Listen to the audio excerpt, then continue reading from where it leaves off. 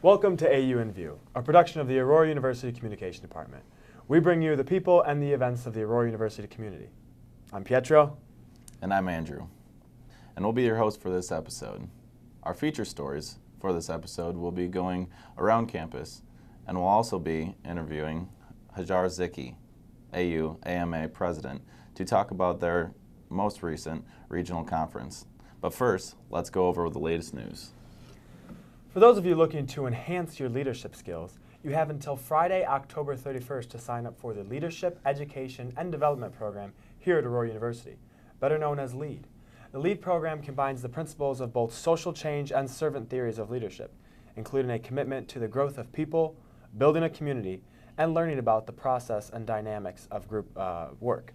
The program is comprised of 4 tiers and is a year-long opportunity for students to work with service-oriented programs. Applications will need to be turned in to Chris Johnson at kjohnson@aurora.edu. Coming up this Friday, October 24th, the Aurora University Music Department will be presenting its 4th annual Halloween music concert at 11 p.m. in Creamy Auditorium. The theme this year is the horror stories told through song and concert. This based around horror movies, including musical selections from Wicked, Rocky Horror, Phantom of the Opera, Jekyll and Hyde, and Sweeney Todd, and more.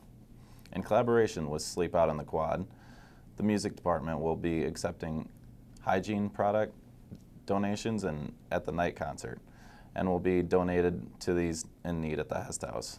Dr. Baum, the creator of the event, is confident this will be an enjoyable night and event, and will leave the audience feeling excited and a little spooked. This week, several organizations, including the Brothers of Alpha Phi Alpha Fraternity, the Wackerlin Center for Faith and Action, the Ladies of Delta Sigma Theta Sorority, and My Brother's Keeper, have held a week-long event called Project Rise and Prosper. Earlier this week, Rise and Prosper held a diversity panel discussion, as well as an event called Waiting on Justice. And later on this week, they will be hosting several other events, which include a Night of Enlightenment on Thursday, October 23rd in UBH South at 5 p.m., and then a closing ceremony Friday, October 24th at St. John's Church in Aurora at 2 p.m. This Friday, October 24th, is the 4th annual Sleep Out on the Quad, and currently a total of 182 students and faculty members have signed up. This event is designed to promote the awareness of homelessness and includes guest speakers of the Hess House, as well as a few AU students and themselves have experienced being homeless. A scavenger hunt that simulates the hardships of someone who is being homeless and will also be playing a movie Sugar. The Department's Halloween concert will be giving out donations to a travel-sized shampoo, body wash, toothpaste, and any other hygiene donations. Students will be sleeping out on the quad in tents, sleeping bags, and even cardboard boxes to help really experience what it's like to be homeless.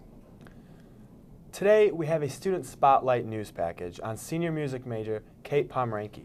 Kate is actively involved in Aurora's music department and is looking to go to graduate school after graduation. Hi, I'm Kristen Henningsen here at Aurora University to talk to you about fellow student, singer, and music major Kate Pomeranke. I have been singing since I was in 7th grade, so I guess about a little over 10 years.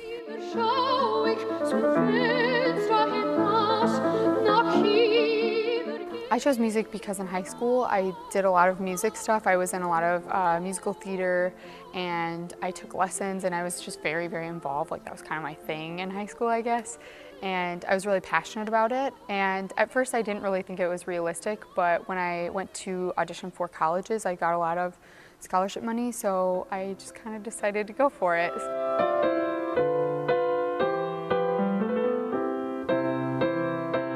I would really like to perform opera. I would like to go to an opera house and hopefully get a contract. A lot of chorus singers do that, and that's what I want to do. And if that's not possible, I really would like to open up a voice studio and teach students. The music department has grown a lot since I've gotten here.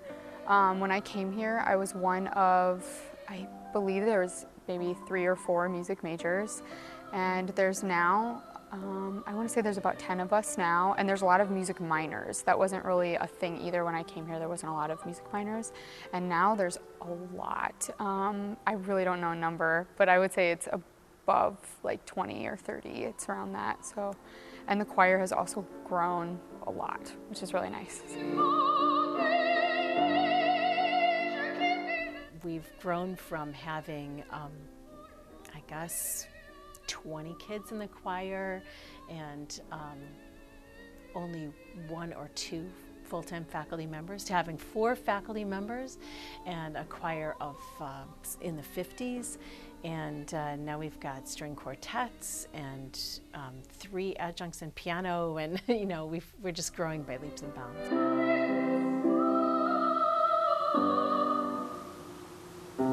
If anyone's ever interested in voice lessons, piano lessons, guitar lessons, any sort of instrument at all, it's for free through Aurora University. It comes with your tuition. You can just like add it on. It's either half a credit or a credit. It's not a big deal. You meet once a week. So it's cool because then you can learn things that you don't have to pay for. Like if you were to go outside of Aurora University and try to get a lesson somewhere, it's really expensive. So that's like a nice thing that Aurora University offers in the music department. Kate has a passion and natural talent for singing. She was able to amplify those skills here at Aurora University, and so can you. Today we have Hajar Zeki, president of AUMA. We have Hajar Zeki to talk a little about AUMA's recent conference. Hello, Hajar. Hi, how are you guys doing? How are you today? Doing well. I'm doing well. So right off the bat, Hajar, can you tell us a little bit about AUMA? Sure. So, well, first of all, American Marketing Association is a national organization with 30,000 members in it. Now, within each university, there is a chapter in which we all we compete against one another for national rankings. So then, by the end of the year, when we all go to New Orleans, they announce our ranking, and so throughout the year, the Aurora University chapter works, you know, to get to the top ranking. So recently you've had a conference. How did that go? It went really well. Thanks for asking. So for our conference, we've been planning this since about April. A lot of hard work went into it, and basically it's a networking opportunity for business students. You don't have to be a marketing major to go to the conference. So students network with businesses in efforts to either, one, improve their networking skills, or they could just go to get an internship or job opportunity if junior or senior level. Okay. So you mentioned, you talked about AMA's ranking status, like how you get up to the top, but what are some of the things it does, aside from this conference, around campus for students? Right, so we partner up with several organizations for the professional development series. So a lot of students may have seen the posters up all over campus. And we partner with Delta Mu Delta in doing the, the etiquette luncheon. We do resume workshops for students here on campus. And they're all free events, and they're typically held on Tuesday from 5 to 6 p.m. in UBH. So at this regional conference, have you seen that, first off, how many years have you been doing this conference? Well, this is our second year working on the conference. Second year. So yeah. How have you seen it change from last year to this year? It actually dramatically changed. So the first year was our first year doing it, and we had 108 students. And if we jump to this year, we had 312 student attendees come. And what is great is that we had students from as far as Texas and Arizona to as close as Wisconsin and Ohio and Michigan come to our conference, which is a huge deal because our university is such a small school, and we're competing against these large universities, and to be now nationally well known among these universities is a big deal that they're making the effort to come to our conference because they see the value in the work that we're doing. Wow. So how has AU's ranking, like how do you promote this conference to schools all across the country? So basically what we did is through our connections. So we did a lot of email marketing to all the other chapter presidents of these universities. We contacted faculty advisors, let them know how this conference will benefit their students in terms of networking opportunities. And from there it's just conversation, and they all came. It was a great conference. Sounds wonderful. So from these conferences, students obviously, network and meet people. What do you have kind of like a success rate or any stories or examples of students who have been at any of these conferences that AUMA has gone to that have found jobs or been able to make contacts? Yeah. After So college? since last year, we've had several students get internship opportunities, and a lot of these students come back and they say, well, now that I'm graduating, actually looking for for a job, and that company that they met that just last year is offering that to them. And just today, when I was looking through my emails, I'm getting testimonials, amazing testimonials about students who came, and they were just, you know, raving fans about the conference, saying how it was such a great experience for them. Mm-hmm. Yeah. Wow, that's great. Yeah. Able to have something like that you know students can relate to. Another thing you mentioned is how you work closely with other groups on campus. Mm-hmm. You said you host events like that. What are some of those events that are coming up that students can look forward to? Let's see, we have a career fair coming up, and we work with Delta Mu Delta, and I believe that's coming up in November 6th, and that's going to be in UBH from 5 to 6 p.m. So you could go there and network with a few local companies that are coming over. Well, that's wonderful. Well, thank you for coming to the show, Ajara. We always love finding out more about organizations that we have on campus. It's almost time to say goodbye, but before that, we have one last thing.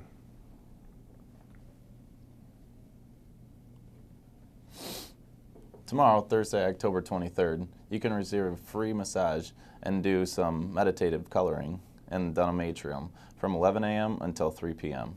Thursday, you can register to participate in Mu Sigma Pi's first annual Mind, Body, Spirit 3K Walk.